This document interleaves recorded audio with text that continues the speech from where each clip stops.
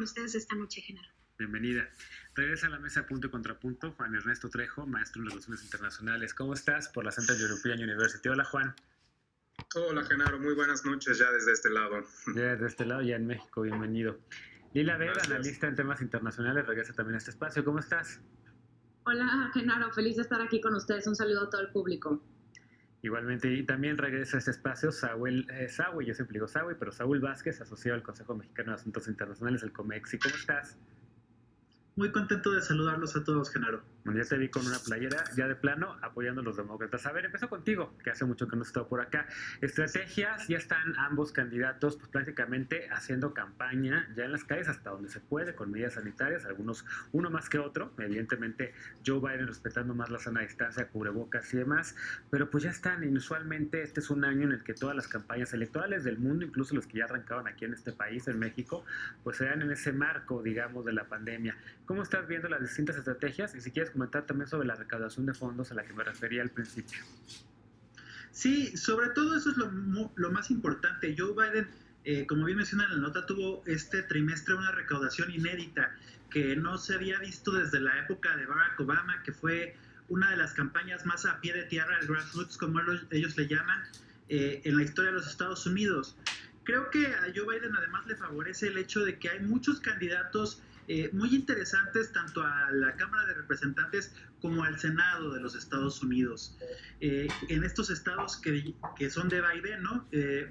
Particularmente Wisconsin, por ejemplo, es un estado donde lo está haciendo mucho mejor de lo que lo hizo hace 4 años Hillary Clinton. Este estado, recordarás tú, Genaro, fue de los que Donald Trump ganó por menos de medio punto porcentual y que le ayudaron a ganar el colegio electoral. Me parece una buena estrategia. Yo no le llamaría actos de campaña a su recorrido por lo largo y ancho de los Estados Unidos, sino más bien una serie de actos simbólicos para asegurar muy bien estos estados que serán los que definan la elección presidencial. Claro. ¿Coincides, verdad que has visto de distinto en esta elección y de las estrategias de ambos candidatos? Ya mencionabas a Will tema, por supuesto, de la recaudación, Biden rompiendo récords, pero tampoco Trump se queda tan atrás, y de estos pues ya recorridos que están haciendo presenciales. Así es, Genaro, como se comentó, realmente no puede haber dos candidatos más opuestos, no solamente en la presentación, sino en el discurso. Lo que vemos es a la campaña de Donald Trump, por un lado, diciendo las opciones son los revoltosos, los anarquistas, la extrema izquierda, a través del gobierno de Biden, o un gobierno de la ley y el orden. Y quiere apelar a eso que él llama una mayoría silenciosa de blancos, mayoritariamente, que están cansados de la violencia suburbana que se ha dado en los Estados Unidos. Entonces, el discurso de Donald Trump está clavado en ese tema. Por otro lado, el discurso de Biden ha aludido mucho al mal manejo de la pandemia por parte de Donald Trump.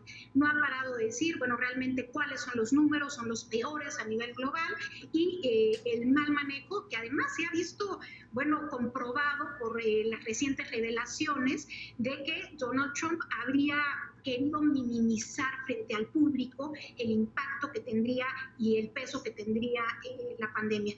¿Verdad? Que dos estrategias completamente distintas, y lo que vemos, claro, es a Biden queriendo salir un poco, quizás con la idea de neutralizar las críticas que ha hecho el equipo de Trump. Es decir, Donald Trump se le ha pasado llamándolo, como lo sabemos, de Joe el lento, Joe el dormido, de que está escondido en un sótano.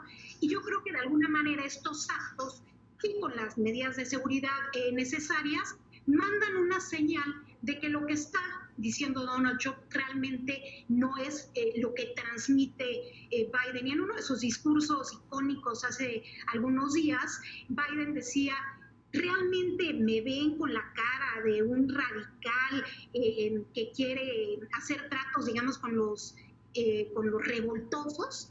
Y creo que un poco es neutralizar eso, y por último y fundamental, alentar a la participación. Creo que en las elecciones del 2020 el tema de la participación es brutal.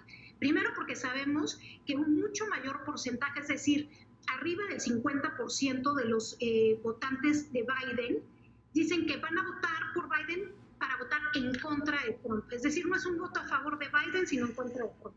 Mientras que en el campo demócrata es lo contrario, lo que vemos es más del 70% votando a favor de Trump.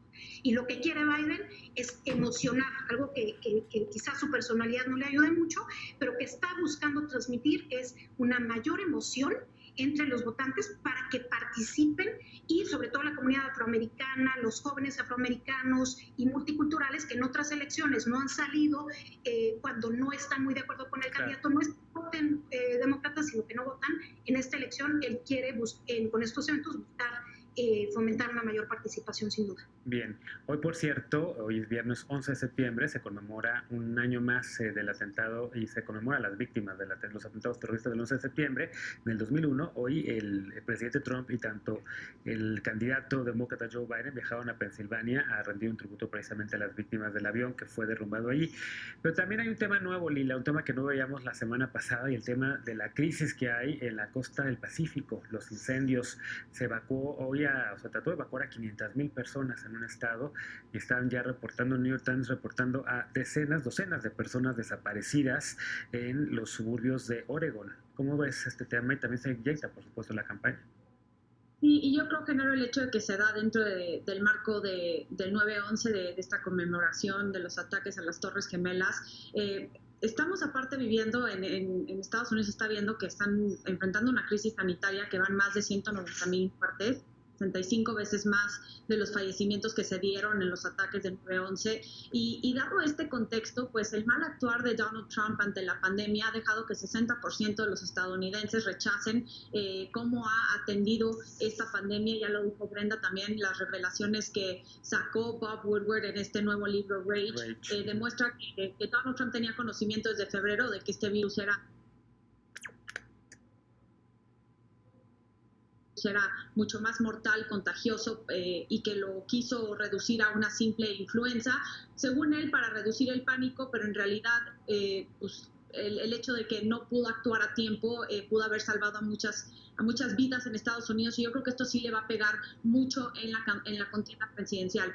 Ahora, creo que lo que estamos viendo en esta semana, tanto en la campaña de Biden como la campaña de Trump, es que toda la elección se va a reducir a estos estados bisagra: Pensilvania, Michigan, Wisconsin, Carolina del Norte, donde llevan un empate técnico ambos candidatos, pero también el estado de Florida ya vimos que fueron ambos candidatos a visitarlo, porque estos son los estados que finalmente van a marcar quién gana la elección presidencial. Actualmente solamente necesita 58 votos adicionales el candidato demócrata en el colegio electoral para obtener los 270 votos necesarios para triunfar en el colegio electoral, a comparación del inquilino de la Casa Blanca, que todavía le faltan 145. Esto no quiere decir que desde luego Trump lo tenga perdido, simplemente indica que si Biden ahorita, con la ventaja que lleva en los estados clave, que es un promedio de 3.8%, si logra ganar, por ejemplo, Pensilvania, Michigan y Wisconsin, es muy posible que ya obtenga los 270 votos en el colegio electoral. Y por eso vemos esta actividad esta semana centrada en estos estados, porque aquí es donde se va a definir la elección presidencial. Y yo creo que ya lo dijo Sawi también, el hecho de que esté presente Biden en Wisconsin, que fue un gran error en el 2016 de la entonces candidata Hillary Clinton, que no visitó ese estado y que lo terminó perdiendo.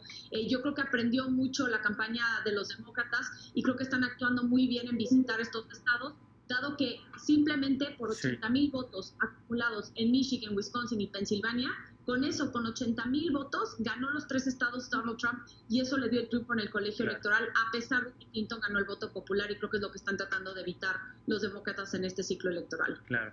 Juan, ¿qué más ves respecto a lo que platicábamos la semana pasada con esta? En esta yo decía el tema de los incendios.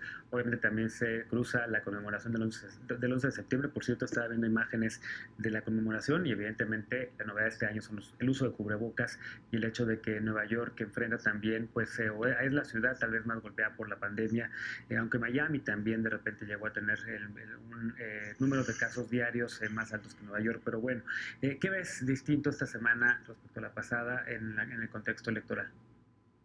Claro, curiosamente, por ejemplo, ahora que mencionabas los casos de Miami, de Florida y de Nueva York, pues curioso, los casos ahora están muy estables en Nueva York, en el estado, un estado gobernado por una persona demócrata, y los casos pues siguen bastante altos en Florida, un estado gobernado por un republicano, ¿no?, que ganó en las elecciones anteriores. Pero hay dos cosas que a mí me llaman mucho la atención en estas últimas 2 semanas que pude darme cuenta. Una es buena y una es mala. La buena es que me he dado cuenta que los candidatos demócratas ya le están entrando a otros temas. Desafortunadamente, con la estabilización de los casos de COVID en Estados Unidos, vamos, o sea, la política cambia rapidísimamente, entonces ya no es sigue siendo el tema, desde luego, primordial para esta elección. Pero el hecho de que se estabilice la pandemia, aunque sigan reportándose muchísimos casos, genera que otros temas le entren a la campaña. Y el principal, vamos, la excusa fue el día del el Labor Day en Estados Unidos, fue justamente el tema de los sindicatos. Me emocionó muchísimo ver a Joe Biden, por ejemplo, visitar Warren, Michigan, que es la sede de General Motors Technical Center, por ejemplo, y es una ciudad que emplea pues prácticamente a gente que se dedica a las armadoras de coches, ¿no? Y él fue a esas armadoras y delante de 2 camionetas General Motors dijo, vamos a crear un sistema, la primera semana, si yo gano, voy a firmar el PRO Act, que va a ser un sistema en el cual ustedes van a contar con el sistema de negociación colectiva para trabajadores. Sin duda alguna fue un tema que le falló a Hillary Clinton hace 4 años y que Joe Biden está enmendando, por así decirlo, en un estado bisagra como es Michigan y como será sumamente importante para las elecciones en noviembre. Un estado, por cierto, que lleva el candidato demócrata a la delantera por 9 puntos aproximadamente, pero ya sabemos que esas cosas pueden cambiar de un momento a otro. El tema que para mí que me quedan pendientes los demócratas sigue siendo el voto hispano. Claro. Yo no he visto, a diferencia de Hillary Clinton hace 4 años, por así decirlo coloquialmente, un coqueteo hacia el voto hispano en esta elección. No he visto ni un solo spot en redes sociales en español por parte de Joe Biden y de Kamala Harris. No he visto visitas realmente activas en escenarios hispanos. Si acaso Kamala Harris el día de ayer estuvo en la ciudad de Miami, pero bueno, es una ciudad que vota demócrata siempre, o así lo ha hecho en las últimas elecciones federales, ¿no? Y visitaba un lugar de arepas venezolanas, quizás siguiendo lo que hizo Hillary Clinton hace 4 años de ir por burritos cuando estaba en Nevada, ¿no? Por ejemplo. Entonces, pero sí me salta este tema, que no ha habido un acercamiento verdadero hacia el voto hispano por parte de los demócratas a estas alturas. Yo lo único que vi fue un tuit de Kamala Harris conmemorando la muerte de Rubén Salazar, un activista chicano y un periodista. Fue lo único que pude observar y sí siento que es algo que va a depender muchísimo y que va a estar en juego el próximo noviembre. Déjenme hacer una pausa y regresamos con esta porque estoy seguro que Lila tiene un contrapunto a ese tema. Y también les voy a anunciar un poco una cosa que acabo de ver ahorita en redes sociales y lo trae el corresponsal de Noticieros Televisa en la ciudad de Washington, D.C., Ariel Mutsazos, quien puso un tuit en donde dice: atención, Biden presentó un plan para desincentivar inversiones de empresas estadounidenses en otros países y fortalecer empleos y la economía de Estados Unidos. Se llama Compra Estados Unidos y hazlo en Estados Unidos. Buy America and make it in America. Esto afectaría a México. Acciones principales: impuesto 30% a empresas estadounidenses sobre utilidades generadas por producción en el extranjero, dar crédito fiscal a empresas en Estados Unidos. Adicionalmente, fomentaría la compra de lo estadounidense en su primera semana de gobierno. Regresamos con este tema y con lo que preguntaba, lo que mencionaba Juan respecto al cortejo al votante hispano por parte de los demócratas. No te vayas, regresamos pues punto y contrapunto.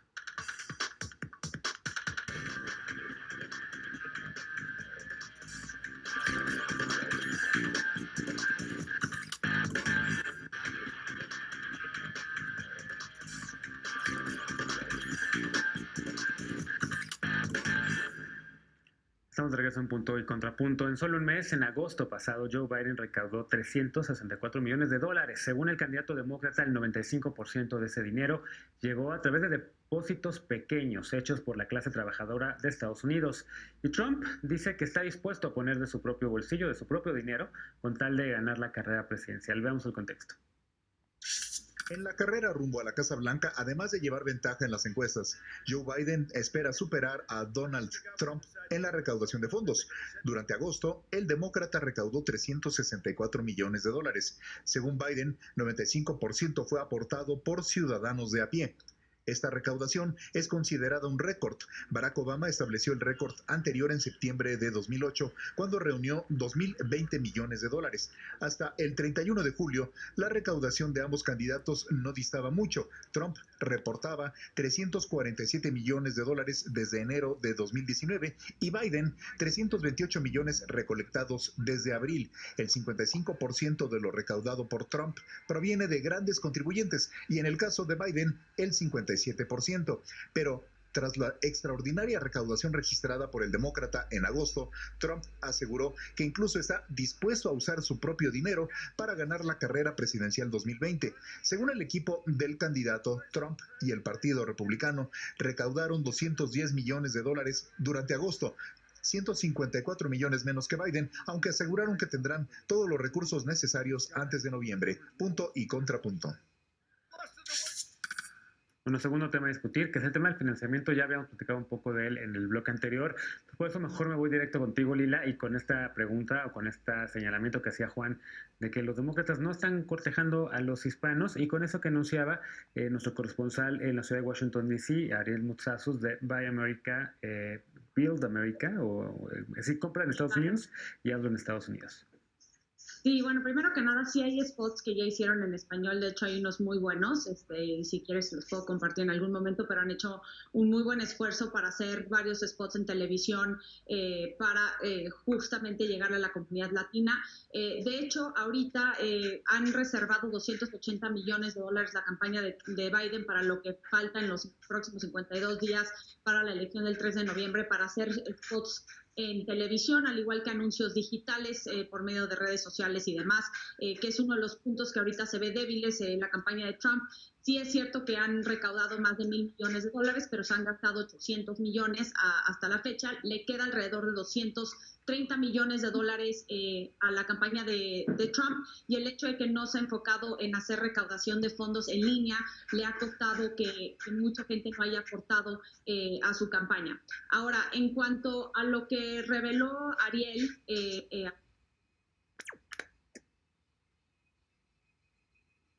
ahorita en Twitter, que de hecho le acabo de contestar. Mira, me parece que con cualquier presidente de Estados Unidos, esto yo creo que nos tiene que quedar muy claro a los mexicanos, con cualquiera que llegue a la Casa Blanca, van a haber cosas positivas y van a haber cosas negativas para la relación con México. El tema es que, evidentemente, claro que Biden va a querer restaurar los millones de empleos que se perdieron durante la pandemia.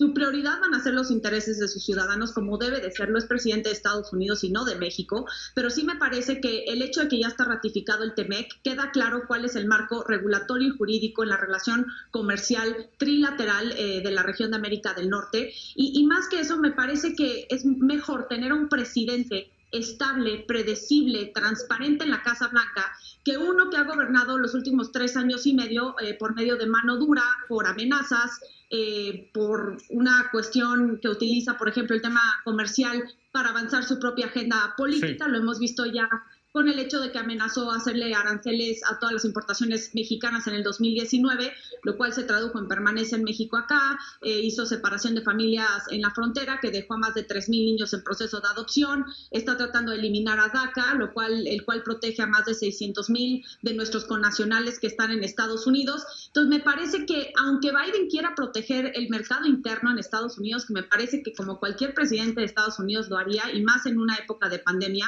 creo que su plataforma política deja muy clara que su política migratoria va a ser mucho más humana, que ya como primer acto, si llega a la presidencia, le va a dar le va a legalizar a los 11 millones de migrantes que están protegidos bajo DACA y a otros migrantes. Me parece que va a ser muy benéfico para nuestros connacionales allá, y creo que la relación bilateral puede ser muy incómoda para la 4T por las exigencias que pueden venir de los demócratas, pero yo creo que a AMLO le va a beneficiar 4 años más de Trump. ¿Coincides, Brenda? ¿Coincides con esta lectura de Lila? Que por esto le contesta justo a Ariel Mutsazos, dice que, a ver, Lila, porque ahorita también regreso contigo, porque le contesta a Ariel Mutsazos, Biden presentó un plan para desincentivar inversiones de empresas estadounidenses, se llama compra de Estados Unidos, diablo en Estados Unidos, y afectaría a México. Solo que con Biden habría respeto mutuo, exigencias de distintas índoles, pero sin humillaciones, con una política migratoria humana y con beneficios para nuestros connacionales, pero pues las inversiones de cualquier manera se van a castigar hacia acá. Pero déjame que conteste esta Brenda y si coincide contigo o no en ese sentido.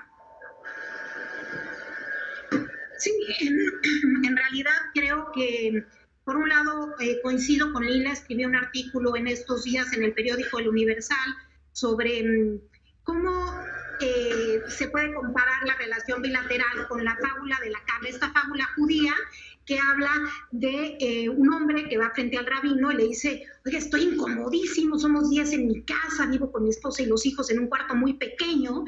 Entonces el rabino le dice, oye, pues lleva una cabra a tu cuarto. ¿Cómo que una cabra? Sí, llevo una cabra y me vienes a ver en un mes.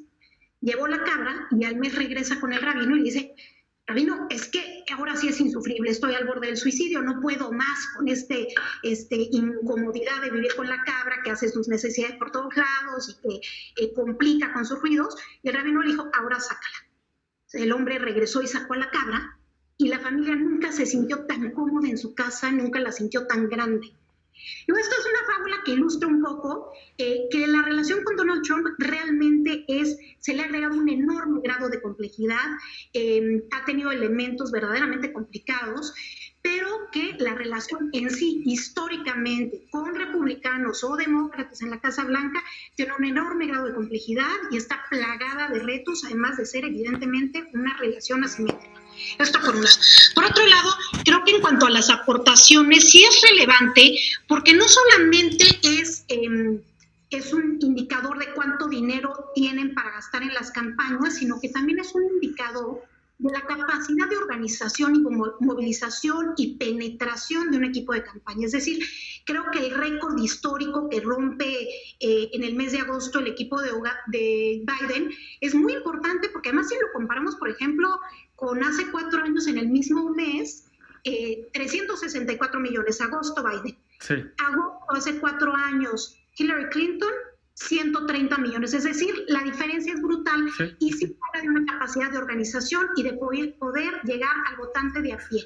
Creo que eso es fundamental, sobre todo en los estados bisagra, ¿no? En estos estados que van a decidir la elección y que recordemos, porque de repente decimos, bueno, ganó Trump y ya, pero recordemos que en 6 estados en la elección del 2016, sí, el porcentaje de diferencia entre Trump y Hillary Clinton fue de menos del 2%. Entonces, unos cuantos votos, un pequeño cambio en la preferencia electoral puede dar un resultado diferente en un sistema electoral tan complejo como lo es el estadounidense. Claro.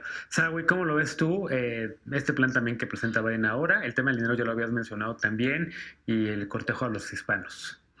Sí, Genaro, muchas gracias. Quisiera empezar con el tema de los hispanos. No es que haya venido preparado como suele hacer, pero mira, aquí traigo el libro de Chuck Rocha. Tú recordarás que él fue el coordinador de la campaña latina de Bernie y que Bernie Sanders ganó Nevada con el 60% de los votos, gracias a la comunidad latina, y ganó también California. Chuck Rocha ha estado escribiendo mucho sobre la falta de atención de la campaña de Biden a la comunidad latina, y es que no basta con sacar anuncios en español para que un latino vote por ti, ¿no? También hay que atender muchos de los temas que a los latinos en Estados Unidos le importan, particularmente uno que impulsaba Bernie Sanders, que es muy importante para los latinos, es el tema del sistema de salud. No entró en la plataforma demócrata, en la Convención Demócrata de este año, se rechazó, a pesar de que un 80% de los votantes demócratas están a favor del Medicare for All, ¿no? Y es un tema muy importante para los latinos. Sí me parece que Biden ha estado dando por sentado tanto el voto progresista como el voto de las minorías. Incluso tuvo un episodio muy desafortunado donde le dijo a una votante, es que si tú no votas por mí, tú no eres afroamericana, ¿no? Y lo hicieron papilla con los memes. mientras que se ha estado acercando mucho a los votantes conservadores y a los votantes de centro, también con este esfuerzo del Lincoln Project, tratando de atraer a los decepcionados del trumpismo, a los never Trumpers, ¿no? Nunca voy a votar por Trump. Incluso vimos al gobernador Kasich, que no era un amigo de los migrantes, en la Convención Nacional Demócrata. Creo que por ahí puede estarse arriesgando un poco Biden a perder un poco de la base, tratando de atraer a votantes nuevos, ¿no? Sobre el tema que dices de Ariel Mutazos, yo lo vi un poco antes de entrar al programa y me arruinó también un texto que acabo de mandar a Globalítica, porque es sobre la relación bilateral y no, pues no lo tomé en cuenta. Creo que, y yo digo en ese texto, creo que Biden, si bien es un ser humano mucho más predecible, mucho más estable, mucho más maduro y conocedor del tema de la política exterior, va a estar sujeto a muchas presiones tanto de sindicatos como de sociedad civil. Recordemos que muchas de estas provisiones del sector laboral que se incluyeron en el TEMEC fueron presión y agenda de Nancy Pelosi. Y con muchos senadores que votaron en contra del TEMEC, como Cory Booker, como el mismo Bernie Sanders, claro, Elizabeth Warren, si bien Biden pues va a dejar de usarnos como su bolsa de boxeo, sí va a haber mucha presión en el Congreso de Estados Unidos para que México cumpla con estas normas laborales y no haya un abuso así percibido por claro, las empresas estadounidenses. Claro. Juan, ¿cómo lo ves tú? Ya te contestó Lila el tema de los hispanos. Sí hay entonces spots, sí hay, dice ella, una estrategia, aunque Sagui dice que Bernie Sanders se ha quejado justo de este tema y también pues de este plan que presenta Biden ahora.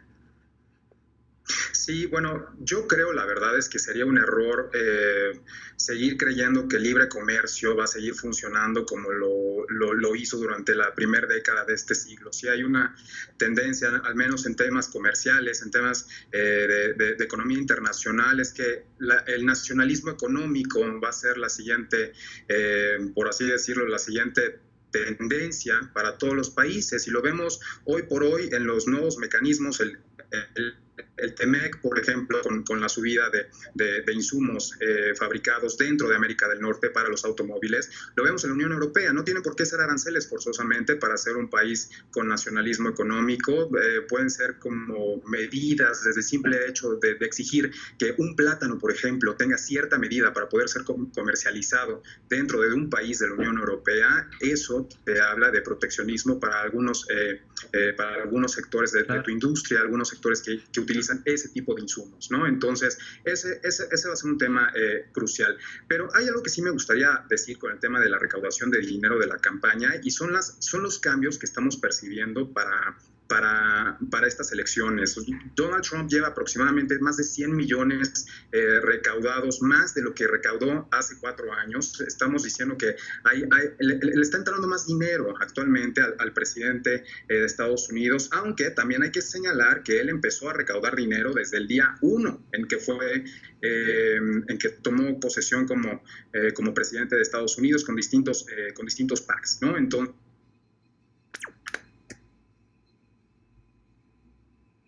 Entonces, eso es importante también señalarlo y entender y no hacer una alarma del por qué Donald Trump podría tener un mayor ingreso en términos monetarios para su campaña. Claro. Hay algo que también hay que considerar, y es que los gastos de la campaña para esta elección van a ser distintos. El COVID también afecta. Desde luego que el 54% de los gastos de campaña de Donald Trump van a ser para medios y difusión, el 58% para el caso de Biden, pero hace 4 años la segunda partida para muchos de ellos eran las aerolíneas, por ejemplo, para los staffers, para el equipo y demás, para las 2 principales compañías aéreas de Estados Unidos, que son American Airlines y Delta, y este año no es el caso porque la gente no puede viajar.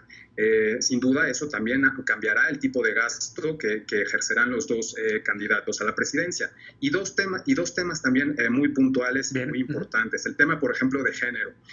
Por cada $3 que le entran a Donald Trump, 2 son de hombres y $1 es de una mujer. Para Biden, por ejemplo, hay paridad. Por cada $1 que entra a la campaña de Biden, hay $1 dado por mujer. Y finalmente, los estados que están dando el dinero a las 2 campañas. Para Biden es el estado de de Nueva York, de Washington, D.C. y de California. Lo que es para Trump son los estados de Florida, California y Texas, ¿no? Entonces, esto nos habla también de algunas tendencias por cómo vota el colegio electoral de esos estados, por los candidatos y que posiblemente se seguirán, ¿no? Claro. Para estas elecciones. Claro. Déjame hacer una pausa rapidísimo. Vuela el tiempo cuando tenemos gente tan buena hablando de los temas. Hacemos una pausa y regresar. Las protestas en Estados Unidos por excesos policiales han puesto en evidencia las diferencias entre el presidente Trump y las Fuerzas Armadas. ¿Cuál es el papel de los militares en este proceso electoral? Las polémicas declaraciones de Trump lo han enfrentado con el Pentágono. Hoy los veteranos dicen que están con Trump, pero ¿será cierto? Regresamos con la opinión de nuestros panelistas a Punto y Contrapunto. No te vayas.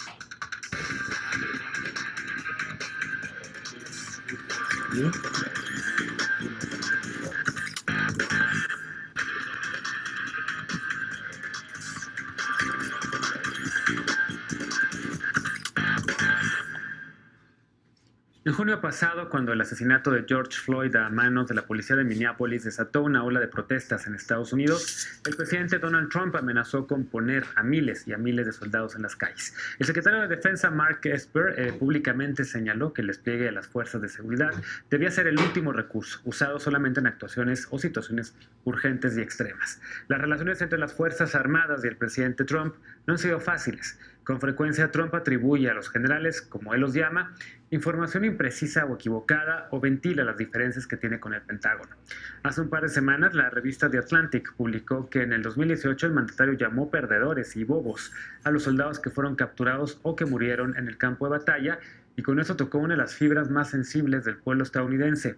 La Casa Blanca desmintió esta información y días después, en un evento de campaña, Trump señaló que nadie ama a los militares más que él. Esta semana el mandatario estadounidense declaró que aunque los soldados sí lo quieren, los altos mandos del Pentágono quizás no lo quieren tanto porque solamente quieren librar guerras para hacer felices a las compañías que fabrican bombas y aviones.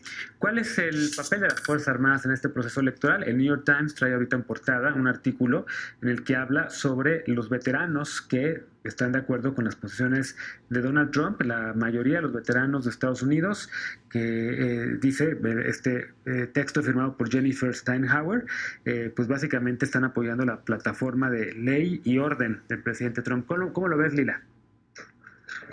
Sí, pues mira, yo creo que sí ha afectado muchísimo estas revelaciones, como lo comentábamos, de Bob Woodward en su libro, en todo lo que dijo con el mal actor de la pandemia que le ha pegado, y ahora con estas revelaciones en contra de las tropas estadounidenses. Ahorita lleva un 38% de aprobación dentro de las Fuerzas Armadas en Estados Unidos, que es, la verdad, en décadas es la desaprobación más alta que ha tenido un republicano en turno con las Fuerzas Armadas. Digo, el Partido Republicano siempre se ha posicionado como el partido de seguridad nacional y a favor de las Fuerzas Armadas. En la elección del 2016, Genaro, le ganó un 2-1 a Clinton con la votación y la aprobación dentro del ejército estadounidense. El 70% de los veteranos votaron a favor de Trump. Pero esto ya se lleva culminando de hace varios meses. Digo, tú bien sabes que se publicó una carta también de más de 70 ex asesores de seguridad nacional republicanos a favor de Biden. También ya hay un roce muy fuerte con el actual secretario de la Defensa, Esper, que de nuevo pues no está de acuerdo con varias de las acusaciones y varias del discurso que ha hecho Donald Trump en contra de las tropas. Y creo que esto sí le puede afectar mucho a Donald Trump. También hay que recordar cuando sale de la Casa Blanca y hay protestas sobre el movimiento de Black Lives Matter, que sale con la Biblia flanqueado de los generales. Pues esto también luego salió a decir el general que estaba mal porque los ejércitos no se tener temas políticos. Yo creo que ya lleva una muy mala aprobación con las Fuerzas Armadas, y esto sí le puede pegar mucho a la base del Partido Republicano y puede perjudicarle el 3 de noviembre. Pero me gustaría también mencionar, Genaro, con el tema que dejamos en el bloque pasado, sobre lo que mencionó Ariel de este plan de Biden. Yo creo que el tema de la inversión en México no va a ser culpa ni de Trump ni de Biden, es culpa de la 4T y de Andrés Manuel, del hecho de que no hay una certidumbre para que venga inversión de del extranjero a México. Déjate tú más allá de Estados Unidos. México ya cayó de la lista de países atractivos para la inversión y yo creo que el TEMEC le puede dar una cierta certidumbre a la relación trilateral, pero más allá de eso, si el Estado mexicano, si la 4T sigue violando contratos del Estado en cuestiones energéticas y en otros sectores claves, pues claro que no va a haber inversión, así llegue Biden o así llegue Trump. Bien. Entonces, de nuevo, yo creo que sí, el hecho de este nuevo plan, que quede muy claro, el vicepresidente Biden, al igual que Trump, van a proteger primero los intereses de los ciudadanos estadounidenses, pero sí me parece que tener a Biden en la Casa Blanca va a darle una estabilidad, una legitimidad y sin humillaciones a la relación bilateral con México. Juan, el tema de los veteranos y también el tema que comenta Lila, si quieres. Sí, claro, desde luego. El tema de los veteranos a mí me causa un impacto tremendo. Yo desde que estudié Relaciones Internacionales y desde que entiendes Estados Unidos, sabes que los estadounidenses, después de ser estadounidenses, ¿no? Lo más patriótico que podría ser es ser un veterano de guerra.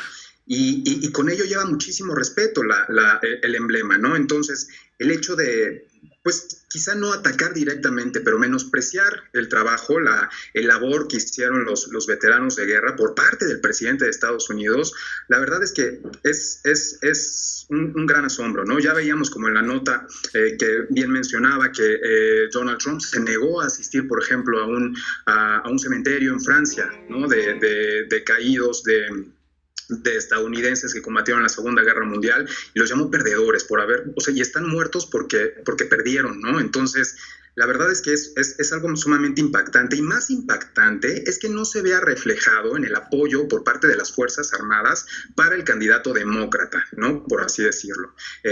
Concuerdo totalmente con lo que dice Lila de la tradición de las Fuerzas Armadas, de estar siempre, de cierta manera, tratando o favoreciendo a candidatos republicanos, pero hoy por hoy, y por ejemplo, con datos de la Comisión Federal de Elecciones que señalaban que a finales de agosto, 1.1 millones de dólares ha recaudado el comité de campaña directo de Donald Trump por parte de las Fuerzas Armadas contra $800,000 que ha recaudado Joe Biden. El apoyo de Joe Biden principalmente es en el personal del Departamento de la Defensa y entre los muy famosos Marines de Estados Unidos.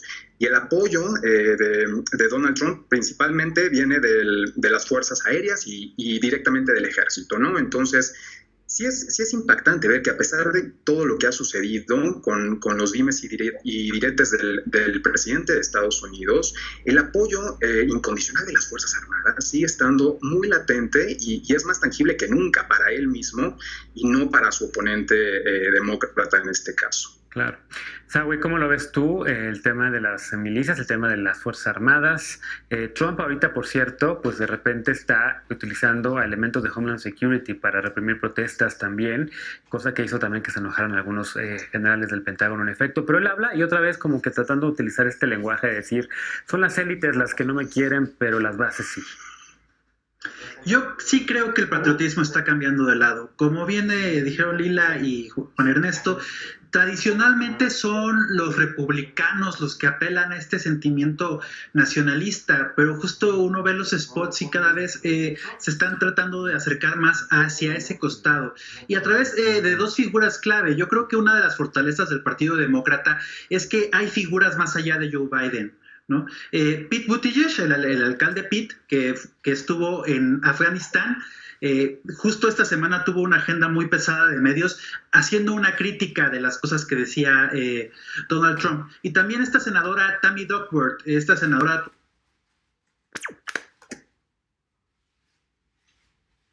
por Illinois, que perdió 2 piernas en un accidente de aviación.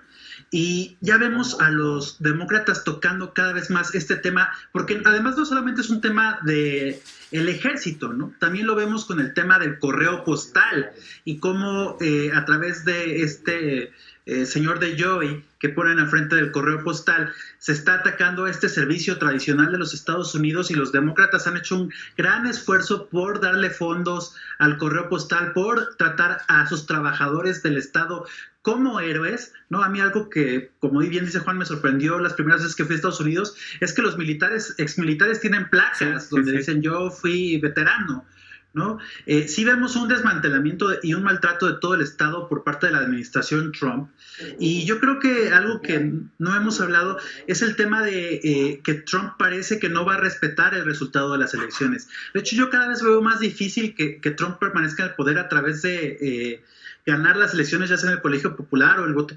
el colegio electoral o el voto popular, muchísimo menos.